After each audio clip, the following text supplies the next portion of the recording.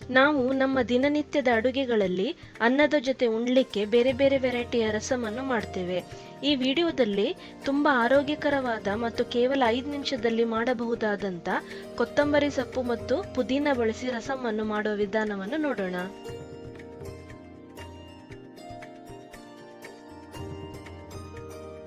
ಮೊದಲಿಗೆ ಕೆಲವೊಂದು ಸಾಮಗ್ರಿಗಳನ್ನು ರುಬ್ಬಿಕೊಂಡು ಅದರ ಪೇಸ್ಟ್ ಅನ್ನು ತಯಾರಿಸಬೇಕು.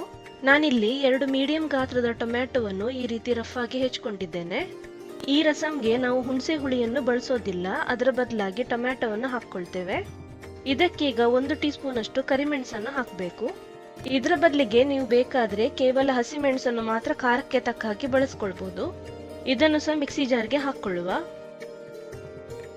ನಾನಿಲ್ಲಿ 2 ಹಸಿಮೆಣಸನ್ನು ಹಾಕಿದ್ದೇನೆ.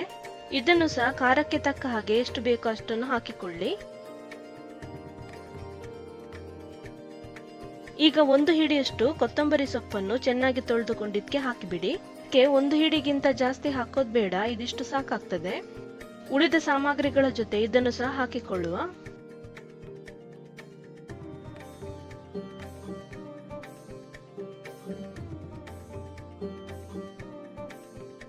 ನಾನಿಲ್ಲಿ ಅರ್ಧ ಟೀ ಸ್ಪೂನ್ ಅಷ್ಟು ಪುದೀನ ಸೊಪ್ಪಿನ ಪೌಡರ್ ಅನ್ನು ಹಾಕ್ತಿದ್ದೇನೆ. ನೀವಿದಕ್ಕೆ 6 ರಿಂದ 7 ಪುದೀನ ಸೊಪ್ಪಿನ ಎಲೆಗಳನ್ನು ಹಾಕಿ. ನಾನು ಮನೆಯಲ್ಲೇ ಪುದೀನ ಎಲೆಯ ಪೌಡರ್ ಅನ್ನು ಮಾಡಿಟ್ಕೊಳ್ತೇನೆ, ಸೊ ದಟ್ ನಂಗೆ ಬೇಕಾದಾಗ ಸೊಪ್ಪನ್ನು ತರುವ ಬದಲು ಇದನ್ನು ಉಪಯೋಗಿಸಬಹುದು ಅಂತ. ಈ ಎಲ್ಲಾ ಸಾಮಗ್ರಿಗಳನ್ನು ಹಾಕಿದ ಮೇಲೆ ನೀರನ್ನು ಹಾಕಿಕೊಳ್ಳದೆ ಆದಷ್ಟು ನಯವಾಗಿ ರುಬ್ಬಿಕೊಳ್ಬೇಕು.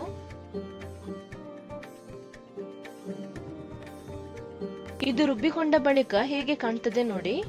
ನಾವಿದಕ್ಕೆ ಟೊಮ್ಯಾಟೊವನ್ನು ಬಳಸಿದ್ರೂ ಕೂಡ ಸೊಪ್ಪಿನ ಕಲರೇ ಜಾಸ್ತಿ ಬಂದಿದೆ. ಈ ಪೇಸ್ಟ್ ಅನ್ನು ತಯಾರಿಸಿದ ಮೇಲೆ ಕೇವಲ 2 ನಿಮಿಷದಲ್ಲಿ ನೀವು ರಸಮನ್ನು ಮಾಡಬಹುದು. ನಾವು ಮಾಡುವಂತ ಈ ರಸಂಗೆ ರಸಂ ಪೌಡರ್ ಅನ್ನು ಬಳಸೋದಿಲ್ಲ, ಕೇವಲ ರುಬ್ಬಿಕೊಂಡ ಈ ಸಾಮಗ್ರಿಯ ಫ್ಲೇವರ್ ನಿಂದಾನೇ ರುಚಿಯಾದ ರಸಮನ್ನು ತಯಾರಿಸ್ತೇವೆ. ಸದ್ಯಕ್ಕೆ ಇದನ್ನು ಪಕ್ಕಕ್ಕಿಟ್ಟು ಒಲೆಯ ಮೇಲೆ ಪಾತ್ರೆಯನ್ನು ರಸಂ ಮಾಡಲಿಕ್ಕೆ ಇಡೋಣ. ನಾನೊಂದು ಪಾತ್ರೆಗೆ 1.5 ಟೇಬಲ್ ಸ್ಪೂನ್ ಅಷ್ಟು ಅಡುಗೆ ಎಣ್ಣೆಯನ್ನು ಹಾಕ್ತೇನೆ.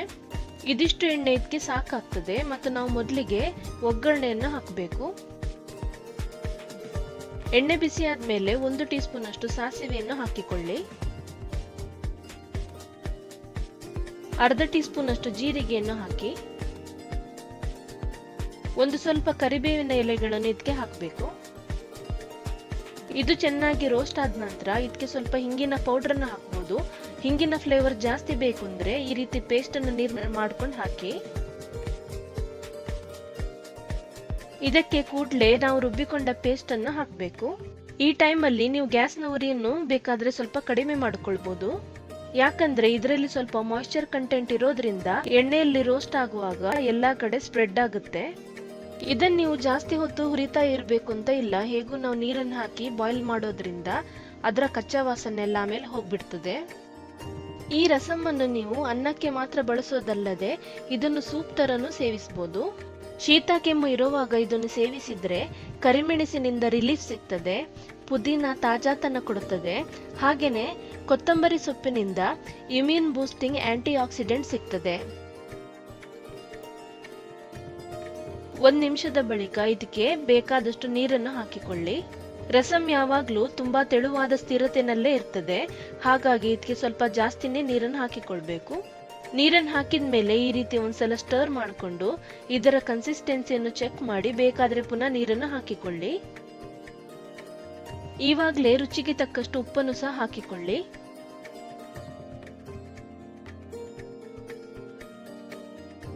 ಇದರ ರುಚಿಯನ್ನು ಬ್ಯಾಲೆನ್ಸ್ ಮಾಡಲಿಕ್ಕೆ ಒಂದಿಷ್ಟು ಬೆಲ್ಲದ ತುಂಡನ್ನು ಹಾಕ್ತೇನೆ.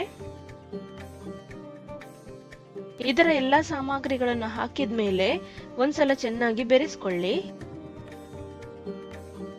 ಇದರ ಕನ್ಸಿಸ್ಟೆನ್ಸಿಯನ್ನು ಒಂದ್ಸಲ ಚೆಕ್ ಮಾಡಿ. ಇದು ಇಷ್ಟು ತೆಳುವಾಗಿದೆ. ಒಂದ್ಸಲ ರುಚಿಯನ್ನು ನೋಡಿಕೊಂಡು ಬೇಕಾದ್ರೆ ಉಪ್ಪನ್ನು ಪುನಃ ಸೇರಿಸಿಕೊಳ್ಳಿ. ಇದನ್ನ ನಾವೀಗ 1 ರಿಂದ 2 ನಿಮಿಷದಷ್ಟು ಕುದಿಸ್ಲಿಕ್ಕೆ ಬಿಡೋಣ. ಇದು ಈ ರೀತಿ ಕುದಿಯುತ್ತಿದ್ದ ಹಾಗೇನೆ ಇದರಲ್ಲಿರುವ ಎಲ್ಲಾ ಫ್ಲೇವರ್ ಒಟ್ಟುಗೂಡುತ್ತದೆ. ಇದೀಗ ಆಲ್ಮೋಸ್ಟ್ ರೆಡಿ ಆಗಿದೆ. ನಾನು ಗ್ಯಾಸ್ ಅನ್ನು ಆಫ್ ಮಾಡ್ಕೊಳ್ತೇನೆ.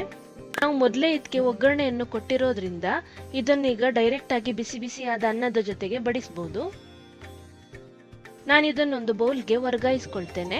ನಮ್ಮ ಚಾನೆಲ್ನಲ್ಲಿ ನಾವು ಆಲ್ರೆಡಿ ಬೇರೆ ಬೇರೆ ರಸಂನ ರೆಸಿಪಿಯನ್ನು ಹಾಕಿದ್ದೇವೆ. ಅದರ ಪ್ಲೇಲಿಸ್ಟ್ ನ ಲಿಂಕ್ ಅನ್ನು ನಾವು ಡಿಸ್ಕ್ರಿಪ್ಷನ್ ನಲ್ಲಿ ಹಾಕಿರ್ತೇವೆ, ನೀವು ಬೇಕಾದ್ರೆ ಚೆಕ್ ಮಾಡ್ಕೊಳ್ಬಹುದು.